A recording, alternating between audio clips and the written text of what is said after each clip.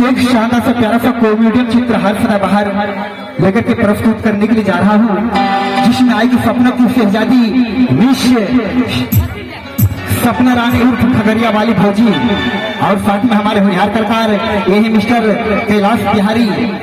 और देखेंगे इस रंगीन पर्दा पर चित्रहार सदा बाहर हलो फरमाइश। और कहते हैं दोस्तों, मेहंदी रंग लाती है सुख जाने के बाद, कहते हैं और मेहंदी रंग लाती है सुख जाने के बाद, और दोस्ती याद आती है बिछड़ जाने के बाद।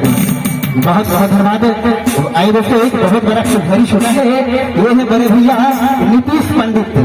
ये है बड़े भैया नीतीश पंडित, इन्होंने 51 रुपए से नवाजे हैं।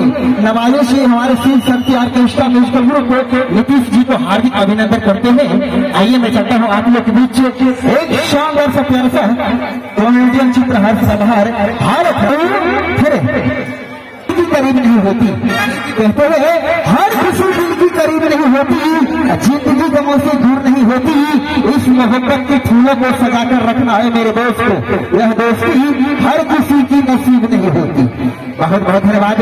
आइए मैं चाहता हूँ आप लोग के बीच एक शानदार सा प्यारा सा कॉमेडियन चित्रहार सदा बहार हालत फरमाइश, जिसमें है सपना की शहजादी सपना जी उर्फ खगड़िया वाली भौजी, और हमारे होनहार कलाकार